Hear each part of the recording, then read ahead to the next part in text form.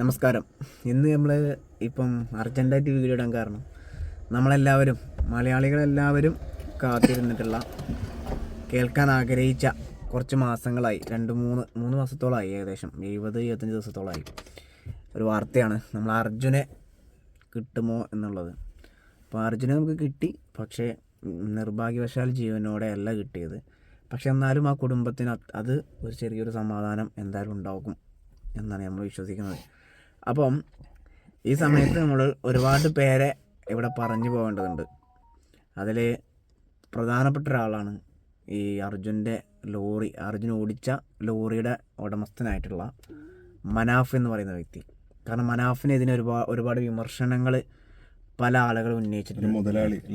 മറുനാടൻ മലയാളി അടക്കമുള്ള പല ആളുകളും വളരെ മോശമായിട്ട് ചിത്രീകരിക്കുകയും എന്താ പറയുക, വളരെ ഒരു ഇമേജ്, ഒരു ബ്ലൈൻഡ് ഇമേജ് ഉണ്ടാക്കിയിട്ടുണ്ട് സമൂഹത്തിൽ. വളരെ സത്യസന്ധനായി അർജുനന് വേണ്ടി നിന്നിട്ടുള്ള ഒരാളാണ്. മുതലാളി എന്നുള്ള അപ്പുറത്തേക്ക് ഒരു ആത്മാർത്ഥ സുഹൃത്തുള്ള രീതിയിൽ നിന്നിട്ടുള്ള ഒരാളാണ്. ഭയങ്കരമായിട്ട് സംസാരിക്കാൻ സങ്കടം വരും, കരഞ്ഞൊക്കെ സംസാരിച്ചിട്ടുണ്ടായാലും. അതായത് മനാഫ് എന്തോ ഇതിന് പുറത്ത് മറച്ചു വെക്കുന്നുണ്ട്, എന്തോ ഒരു എന്താ പറയാ, എന്തോ ഒരു കൊള്ള, മരം കൊള്ള എന്നൊക്കെ പറയാം, മരം കടത്ത് എന്നൊക്കെ പറയുന്നുണ്ട്. വണ്ടിയിൽ എന്തോ കള്ളക്കടത്തുണ്ട്, അതുകൊണ്ടാണെന്നൊക്കെ പറഞ്ഞിട്ട് അതൊക്കെ പറഞ്ഞിട്ടായിരുന്നു ഇയാളെ പറഞ്ഞിരുന്നത്. അയാൾ ഇപ്പം ഈ ലേറ്റസ്റ്റ് ആയിട്ട് ഇന്നത്തെ അദ്ദേഹത്തിന്റെ ഒരു സ്റ്റേറ്റ്മെന്റ് അയാൾ പറയുന്നത് ഫുള്ള് കേൾക്കുമ്പോൾ തന്നെ നമുക്ക് അത് ഫീൽ ചെയ്യുന്നുണ്ട്. ഭയങ്കരല്ലേ, അങ്ങനെയും പറഞ്ഞ ആളാണ്. ഇപ്പൊ ഒരു 3 മണിക്കൂർ മുമ്പ് പറഞ്ഞിട്ടുള്ളതാ സ്റ്റേറ്റ്മെന്റ് നോക്കാം അല്ലേ, റിപ്പോർട്ടർ ചാനലിൽ വന്നിട്ടുള്ളതാണ്. അങ്ങനെ ഗംഗാവലിപ്പുഴയിലിടാൻ ഉദ്ദേശിച്ചിട്ടില്ല അവന്.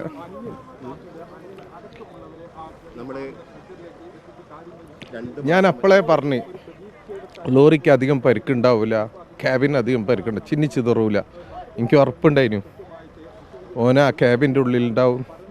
ഞാൻ പറഞ്ഞതാ, ശരിയായില്ലേ? ഉറപ്പായിട്ടും ഓനെയും കൊണ്ടിട്ട് നമ്മൾ പോവുള്ളൂ. ആ ഒരു ഉറപ്പാണ് കുടുംബത്തിന് നൽകിയിരുന്നത്. അതെ, അർജുൻ്റെ അമ്മയ്ക്ക് നൽകിയ ഉറപ്പ് പാലിച്ച് ഞാൻ അവിടെ എത്തിക്കൂ.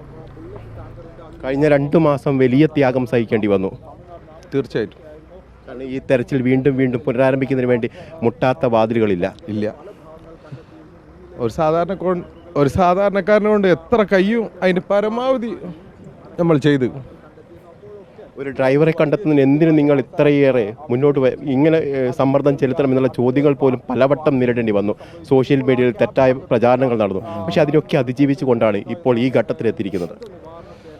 അതെ, തോൽക്കാനുള്ള മനസ്സില്ല എന്തായാലും. ഓനെയും കൊണ്ട് പോവുള്ളൂ.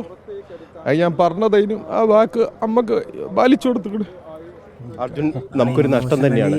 ലോക്കാണ് പറഞ്ഞിട്ട് കാര്യമില്ല. നമ്മളാണെങ്കിലും സിറ്റുവേഷൻ 2 കാര്യങ്ങളുണ്ട് ഇവിടെ. അതായത് ഇവരിപ്പോ തന്നെ ഇതിൽ തന്നെ പറയണ്ട, അതായത് ഒരു ലോറി ഡ്രൈവറെ രക്ഷിക്കാൻ നിങ്ങൾ എന്തിനു ഇത്ര മെനക്കെടണമെന്ന്. ലോറി ഡ്രൈവർ മനുഷ്യനല്ലേ? ചോദ്യങ്ങൾ അതന്നെ ചോദ്യങ്ങൾ വന്നു. അപ്പൊ ലോറി ഡ്രൈവർ മനുഷ്യനല്ലേ? ഇദ്ദേഹം എന്താ ചെയ്തിട്ടുള്ളത്? ഒരു ഡ്രൈവർ ആണെന്നുണ്ടോ, എന്റെ കയ്യിൽ പണിയെടുക്കുന്ന ആളാണെന്നോ, അങ്ങനെയൊന്നുമല്ല. ഒരു സ്നേഹബന്ധം ഉണ്ടാവുമല്ലോ. ഒരു മുതലാളി എന്നുള്ളതിനൊക്കെ അപ്പുറത്തേക്ക് ഒരു മനുഷ്യ സ്നേഹിയാണല്ലോ. അത്രയും നല്ല ആത്മാർത്ഥമായ ഒരു ബന്ധം കാത്തു സൂക്ഷിച്ചുകൊണ്ടാണല്ലോ ഇത് എൻ്റെ കൂടെ ജോലി ചെയ്യുന്ന ആളാണ്, എൻ്റെ സ്വന്തമാണെന്നുള്ള വിശ്വാസത്തിലാണ് ചെയ്യുന്നത്. അതിനെ പോലും വളച്ചൊടിച്ച് അത് ഇതിലെന്തോ കൃത്രിമത്തുണ്ട്, അല്ലെങ്കിൽ കള്ളത്തരം കാണിക്കുന്നുണ്ട്, കള്ളക്കടത്ത് കാണിക്കുന്നുണ്ട്, മരം കൊള്ളയാണെന്നൊക്കെ പറയുമ്പോൾ എത്രമാത്രം ഡൗൺ ആയിട്ട്. ഇപ്പൊ ഇദ്ദേഹം മരണപ്പെട്ടു എന്നുള്ളതാണ് അതിന്റെ സങ്കടം ഭയങ്കരമായിട്ട് ഉണ്ടാവും. അതിന്റെ ഒപ്പം തന്നെ എത്ര പെയിനാണ് സഹിച്ചിട്ടുണ്ടാവും അല്ലേ, എത്ര മാനസികമായിട്ട് സമ്മർദ്ദം എത്ര വന്നിട്ടുണ്ടാവും, അങ്ങനെ ഒറ്റപ്പെട്ടു പോയിട്ടുണ്ടാവില്ലേ. അപ്പോൾ ഇതൊക്കെ ഇത്തരത്തിലൊക്കെ വാർത്ത വരുമ്പോൾ ഒരു പക്ഷേ സത്യം എന്താണെന്ന് തിരിച്ചറിയാതെ പോലും നമ്മളോട് ചിരിച്ചു കാണിക്കുന്ന ആളുകൾ പോലും ചിലപ്പോൾ മോശമായിട്ട് സംസാരിച്ചിട്ടുണ്ടാവും. ഇങ്ങനെയൊക്കെയുള്ള കേൾക്കണം, എന്താണ് ഡയറക്റ്റ് ചോദിച്ചിട്ടുണ്ടാവും, എങ്ങനെ മറുപടി പറയും? അത് ആത്മാർത്ഥമായിട്ട് പരിശ്രമിച്ചുള്ള ഒരാളാകുമ്പോൾ ഇപ്പൊ ഇതിൽ തന്നെ പറയണ്ട, മുട്ടാത്ത വാതിലുകളില്ല. ഒരു സാധാരണ കൊണ്ട് എത്ര കഴിയും എന്നാ ചോദിക്കണം. ഒരുപാട് പേര് കേരളത്തിലെ ഒട്ടുമിക്ക ആളുകളും പ്രാർത്ഥിച്ച് കേൾക്കാൻ ആഗ്രഹിച്ചൊരു വാർത്തയാണ്. ജീവനോടെ അല്ലെങ്കിൽ പോലും നമ്മളത് ആശ്വാസം നൽകുന്നൊരു വാർത്തയാണ്.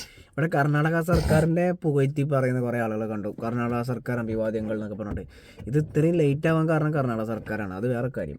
പക്ഷെ എങ്കിൽ പോലും അതിൻ്റെ ഒരു പോസിറ്റീവ് വശം എന്താണെന്ന് വെച്ചാൽ കുറച്ച് റിസ്ക് എടുത്തിട്ടാണെങ്കിൽ, കുറച്ച് വിമർശനങ്ങൾ വന്നിട്ടാണെങ്കിൽ പോലും കുറച്ചൊക്കെ ബുദ്ധിമുട്ടി അവസാനം മാറ്റം വരുത്തി അവർ കണ്ടെത്തി എന്നുള്ളത് ഒരു പോസിറ്റീവായ കാര്യമാണ്. നമ്മളെല്ലാത്തിനും ആക്ഷേപിച്ച് പറയാൻ പറ്റില്ലെങ്കിൽ പോലും 71 ദിവസം എടുത്തു എന്ന് പറയുന്നത് വലിയ ഒരു പരാജയമാണ് സർക്കാരിനെ സംബന്ധിച്ചിടത്തോളം. സെൻട്രൽ ഗവൺമെന്റിന്റെ ആണെങ്കിലും സംസ്ഥാന സർക്കാരിന്റെ ആണെങ്കിലും, അതായത് കർണാടക സർക്കാരിന്റെ ആണെങ്കിലും വലിയ പരാജയം തന്നെയാണ്. പക്ഷെ എന്നാലും അതിലൊരു പോസിറ്റീവ് വശം കൂടി പറയാൻ ആഗ്രഹിക്കുകയാണ്. ഈ അവസാന നിമിഷം കുറച്ച് കാര്യക്ഷമമായി ചെയ്ത അവിടുത്തെ MLA പേരെ മറന്നുപോയി, അദ്ദേഹം നല്ല രീതിയിൽ ഇടപെട്ടിട്ട് നമുക്ക് ഈ ഒരു റിസൾട്ട് ഉണ്ടാക്കാൻ പറ്റിയെന്നുള്ളത് ഒരു പോസിറ്റീവ് വശം കൂടി പറഞ്ഞു വെക്കുകയാണ്. ഇവിടെ വീണ്ടും എടുത്തു പറയേണ്ടത് മറുനാടനെയാണ്.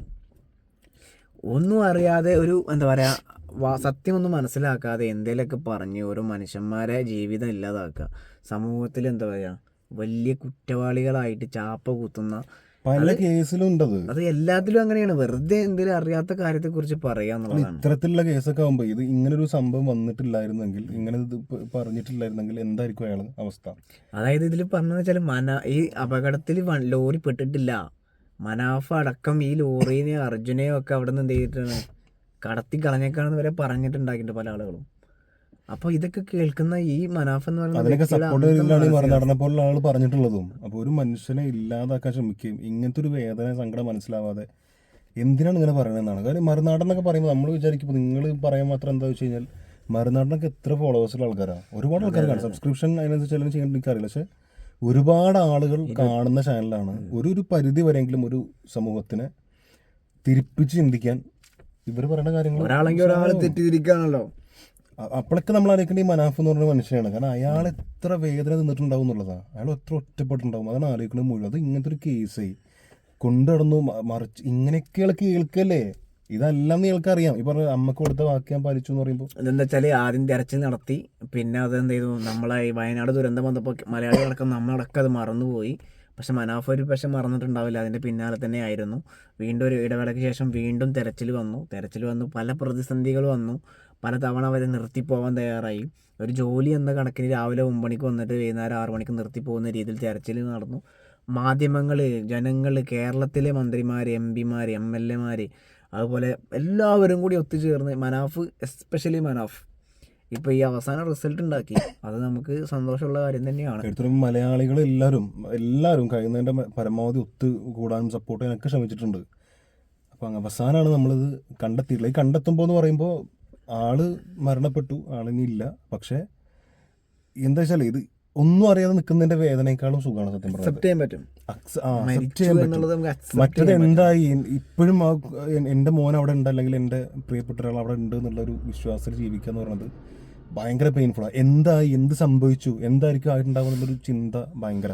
ഇപ്പോൾ ഇതാകുമ്പോൾ അറിയുമ്പോൾ ഒരു വേദന സ്വാഭാവികമായിട്ടും ഉണ്ടാവും. പക്ഷേ അത് കഴിഞ്ഞാലെങ്കിൽ ഈ പറഞ്ഞ പോലെ അക്സെപ്റ്റ് ചെയ്യാൻ പറ്റും, അവർക്ക് അത് അംഗീകരിച്ച് മുന്നോട്ട് പോകാൻ പറ്റും. അപ്പോൾ അതിന് മനാഫിന്റെ പങ്ക് ഏറ്റവും വലുത്, ചെറുതല്ലാത്ത പങ്കാണ്. നമ്മളെ ചില മുതലാളിമാരുടെയൊക്കെ ധാർഷ്ട്യമൊക്കെ ഇവിടെ നമ്മൾ കമ്പയർ ചെയ്ത് പറയേണ്ടതുണ്ട്. ശരിക്കും പലപ്പോഴും നമ്മളെ സുഹൃത്തുക്കൾ, ഡ്രൈവർ ജോലി ചെയ്യുന്ന പല സുഹൃത്തുക്കളും പറയാറുണ്ട്, അവരുടെയൊക്കെ മുതലാളിമാരുടെ പെരുമാറ്റങ്ങളും കാര്യങ്ങളൊക്കെ നമ്മളെ സുഹൃത്തുക്കൾ പലരും ഉണ്ട് പറയാറുണ്ട്. ഇവിടെയൊക്കെയാണ് മനാഫിനെ പോലെയുള്ള മനുഷ്യസ്നേഹികളായിട്ടുള്ള ആളുകളെ നമ്മൾ പറഞ്ഞു വെക്കേണ്ടത്. അങ്ങനെയുള്ള ആളുകൾ നമ്മുടെ നാട്ടിലുണ്ട്. അപ്പം അയാൾ പറയുന്നുണ്ട് അയാൾക്ക് ലോറി വേണ്ട, വാഹനം വേണമെന്നില്ല, എനിക്ക് അർജുന് കിട്ടിയാൽ മതി എന്ന് അയാൾ പറയുന്നുണ്ട്.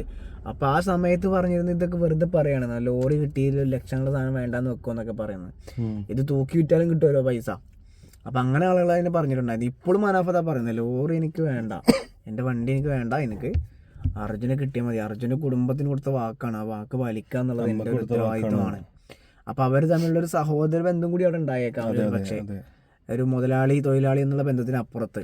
അപ്പം ഇങ്ങനെയുള്ള മുതലാളിമാരും ഇങ്ങനെയുള്ള തൊഴിലാളിമാരൊക്കെയാണ് നമുക്ക് ആവശ്യം, നമ്മുടെ നാടിന് കിട്ടാനും. കമന്റിൽ പറഞ്ഞ പോലെ ഇത്തരത്തിലുള്ള ഒരു മുതലാളിനെ കിട്ടാനും വളരെ ഭാഗ്യം എന്ന് പറഞ്ഞു. അതെ, അത് ശരിയാണ്. അങ്ങനെയുള്ള മനുഷ്യസ്നേഹിയായിട്ടുള്ള ആളുകളെ കിട്ടണം. അത് മുതലാളിമാരെന്നുള്ള മാത്രമല്ല, എല്ലാ ബന്ധത്തിലും മനുഷ്യസ്നേഹികളായിട്ടുള്ള ആളെ കിട്ടുക, നമ്മളെ മനസ്സിലാവുന്ന ആളെ കിട്ടുക എന്നുള്ളത് ഭയങ്കര ഒരു ഭാഗ്യമാണ്. ഇതൊക്കെ പറയണോ ചിന്തിക്കുന്ന ആളുകളുണ്ടാവും, പക്ഷേ ഇത് പറയാതെ പോകേണ്ട കാര്യമല്ല.